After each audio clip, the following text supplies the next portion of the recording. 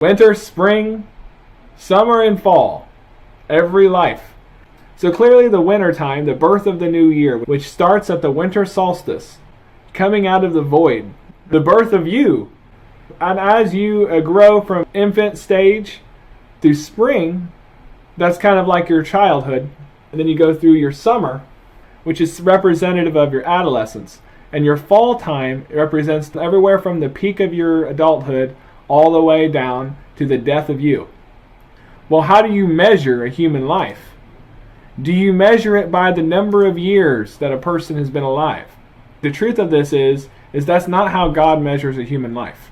How God measures how old you are has nothing to do with your age.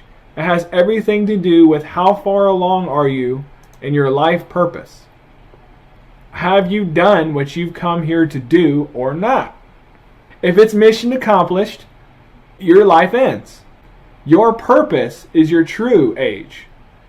If you're someone who is up in years, or if you're someone who has different kinds of ailments, you will survive until you have done your purpose on this earth, according to Ecclesiastes chapter 3. Your purpose must happen. And this is true whether you're a Christian or not. This is true even if you're the Pharaoh of Egypt or the Antichrist. You will survive until your purpose on this earth is fulfilled. So what does this mean?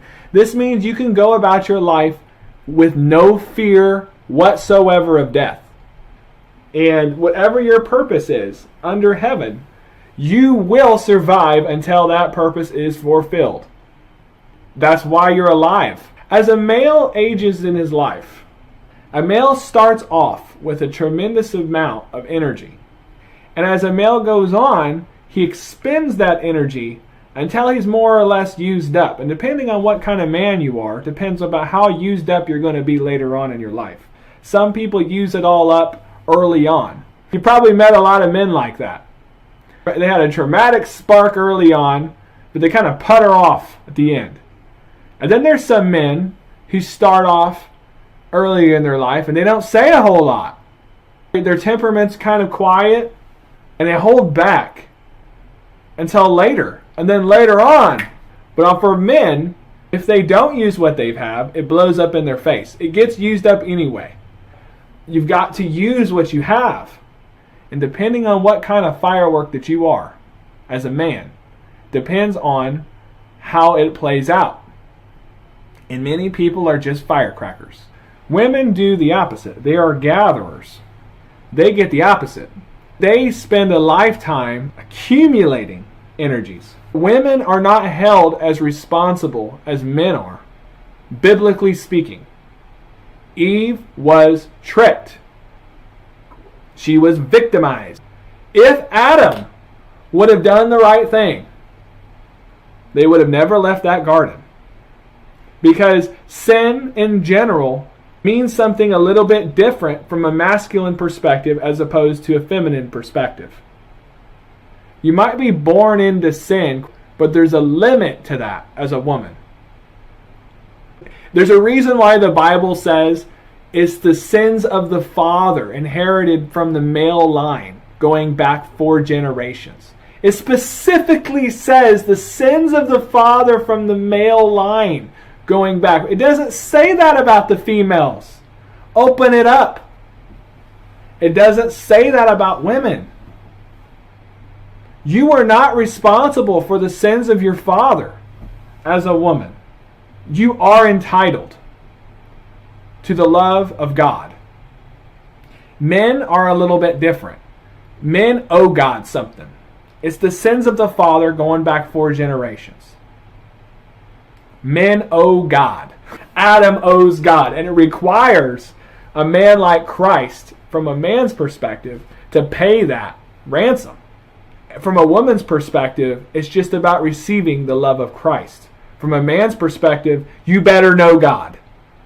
If you don't know God like Adam knew God, you're not there yet. You're not quite a born-again Christian as a man.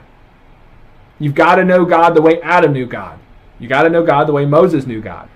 But one way or another, That is in your cards as a man. There's a timing for that. That'll either happen on your deathbed or it'll happen in this life. In this life. Jesus said you must be born again in the Spirit. What does that mean? It doesn't just mean, please God, forgive me of my sins. It means you remember your purpose as a man. With a man, you must relinquish your ego and let go and give back to God the gifts that were given to you before it blows up in your face. That's the difference between the journey of a man and a woman. And when I'm talking about the changings of the seasons, men are easy because men are like the solar cycle. The solar cycle is very easy to understand. Women are like the lunar cycle. The moon cycle is complicated. And this is not astrology in the sense of witchcraft. This is the way that God set this up. The lunar cycle is a lot like a woman's cycle. There's a connection between that and ovulation. And the 9.5 months ain't quite a year. Because to understand the lunar side of things, you start to unpack what's happened inside of a woman's body. The moon is receiving the light of the sun. It's receiving. The moon is not responsible for the light that's being shined upon it. Who's to blame for the light that's being shined on the moon? And that's the reason why women need to forgive themselves and recognize it's okay to blame men for being losers. If you are married to a loser, blame him. Blame him. Blame your father. Blame your husband for being a dork. It's not your fault. But if you're a man and you blame your father or you blame your mother, you're not quite a man. If you're blaming others as a man for your life, you're not quite a man, but men are different from women. So you have the winter solstice and the summer solstice. Those are at two ends of the clock, the cosmic clock. You got the winter solstice and the summer solstice. And at each of these periods of time in a given year, there's an opportunity there. But the best time to vocalize what you want, what it is that your heart desires are, is early in the year. And the reason why is because you're speaking into the darkness. You're speaking into the void. You're doing precisely what God did in Genesis. Now, you're not God, but you're made in the image of God. During the winter time and the summertime, one gender is weakened and the other one is strengthened in a way. So the summertime, you might assume, is the male's specialty. You think that, well, a man's the strongest in the summer because the sun's out in full throttle. But the truth of the matter is, pride cometh before the fall. What does that mean? A lot of people only scratch the surface of that. And they go, yeah, pride cometh before the fall. Yeah. But they don't realize that God's also talking about the seasons. He's talking about the season of fall as well. When the sun is at the highest point, when the days are the longest, what we know is the summer solstice. This is very practical. Men tend to be overextended a little bit. They've been planting and doing all kinds of work during the spring, and they start to overdo it.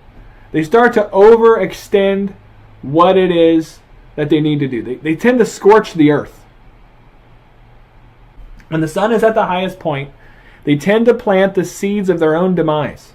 So they've been planting good seeds through spring. This is especially true for sinful men. Men plant the seeds of their own demise during the summer solstice of every year, or the summer solstice of their life.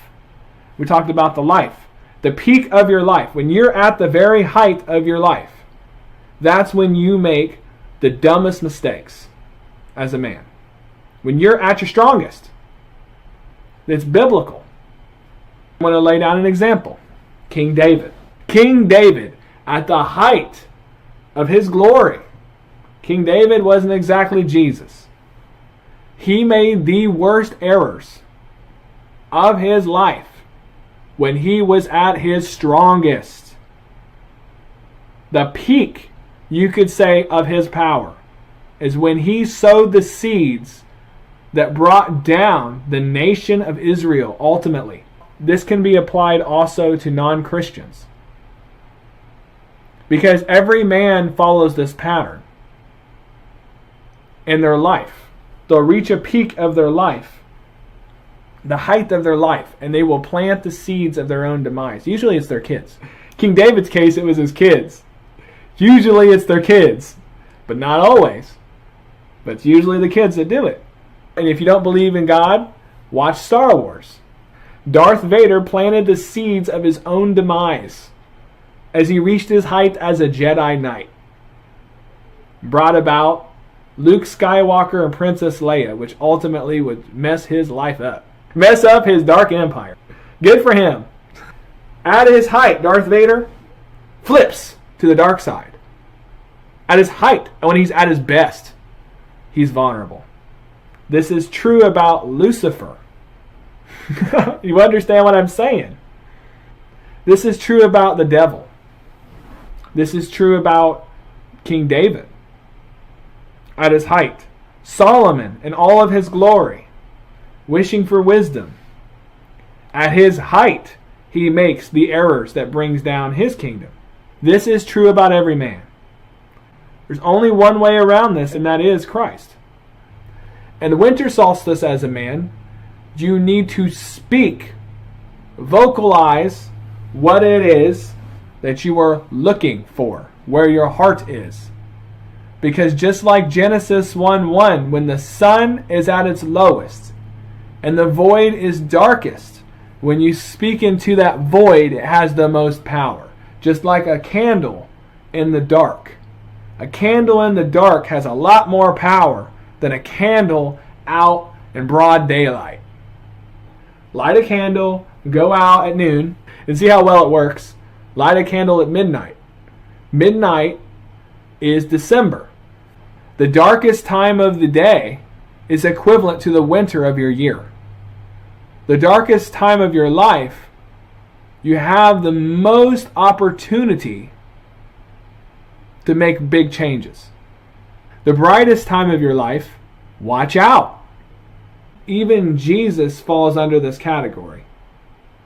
His fall and resurrection had to come from what? The seeds that he planted. If this is true about Jesus, this is true about everyone that's a man. But every single thing that's a pattern in your life is the exact same pattern of the universe, whether you believe in God or not. The exact same pattern is over and over and over again. The pattern of the Bible, Genesis to Revelations, winter, spring, summer, and fall. We're in the harvest season right now. Your life, your week, the beginning of the week, where does that start? It starts on the Sabbath, Saturday. Winter, summer, spring, and fall. Your day, the darkest parts of the day, winter. Spring is next. The morning, summer, afternoon, fall, the setting of the sun. This is the same pattern. The Bible is real and true because it's speaking of the same pattern in every aspect of your life. Even if you don't read the Bible's being read to you. It's being read to you in your day-to-day experience. Every single day you have an opportunity to rededicate yourself to your purpose. You got to know what time of day to do that. It's the morning and the night. The morning and the night. When things are the darkest, you have the most opportunity to make real changes in your life. This is true regardless of your religion. This is just how the universe works. This is how it was created. Take advantage of that. It's the same pattern. This is just how the universe works. That's how it works. And it does matter what part of the world you're in. That's a whole other thing, which, I could really go deep into that. Whether you live in a cold area where there's only 10 hours of daylight, or you live on the equator where there's 20 hours of daylight, it does make a difference what part of the earth you're on when it comes to your mood, when it comes to your motivation, when it comes to your lifestyle. It does matter. You got to take that into consideration. And you best be humbling yourself. The greatest harvest happened here in the United States. because of the way that our seasons change. This is a scientific fact. So it actually proves that what I'm saying is true. If you move your seasons using the same strategy that the United States naturally does, not the country, but the land, you will reap the kind of harvest that this country has in your life. Universal truths that transcend sin is how God's clock works. God's seasons. If you look at Genesis to Revelations, it's not just a story in a Bible. We're talking about the Genesis is like the winter, the void, the darkness. God speaks into it, and then comes what? Then comes spring. Life springs into action. And in the springtime came the rise of the Jewish people, leading all the way into the summer of the Bible, which is the 400-year drought between the Old and New Testament. At the end of the summer solstice is the fall, following the Christ's death. And now we are in harvest season. 2,000 years of harvest. This should give you an idea of what's coming next. Which is what? The death of the year and the rebirth of the new heaven and a new earth. We are at the edge of harvest season. Things are as plentiful as they've ever been. We are in the Thanksgiving of God's timeline. We're about ready to enter into the holiday season, which includes Revelation. Rejoice when you see these things, God says. When you see, wars, rumors, and wars and all this, you can whine and complain and cry about it. Just like in the wintertime when you see Christmas is coming and you see the leaves have fallen and the trees are barren and it's getting colder. Jesus says in the time of the end, the love of many shall grow cold. Why does he say that? Because Revelations happens at the beginning of winter or the very end of fall. The hearts of many become cold. And that leads to Revelations, the end of the world, as people say. It's really the end of the age. In our case, it's the end of the year. And a rebirth, a recreation, cycles all over again. A new heaven, a new earth. That's how God's timeline works biblically. So that's the first part. Your life has a winter, summer, spring, and fall. You need to know what stage of life you're in. How does your life progress? It's not your age number. You could be 15, you could be 50. What matters is how far along are you on your purpose. You could be 50 years old and have the mentality of a 15-year-old and live to be 100. Or you can be 15 and feel like you're 40. What's the best time to pray? All year round. But there's a special time of the year which happens around Christmas time to the beginning of New Year, where it's the darkest. And when it's the darkest, what you speak has the greatest effect. Because we are made in the image of God. We may not be the sun, but we're like candles. And candles have the greatest effect in the darkest times. This is true about your life too. When you let your light shine in your life during the darkest times, it has the greatest effect. Shine your light the most in the darkest times. When it's bright, hold back. It's time to listen. You're more likely to stub your toe if you're trying to out-talk God and the brightest times of the day. That's what you're supposed to do. That's what Ecclesiastes 3 is telling you. There's a time for every purpose. A genuine born-again experience. This is something that is not converting to a religion particularly. But what it is it's an experience of seeing reality for what it actually is. Understanding and experiencing God and remembering who you really are. Who you were before you were born. Remembering who you are besides the character that you play. What actually happens is when you go through this, it's almost as if you have died and seen the other side. That's what it feels like. When you have this experience, It's as if you know everything for a moment. You know past, present, and future. You know exactly why everything is the way it is.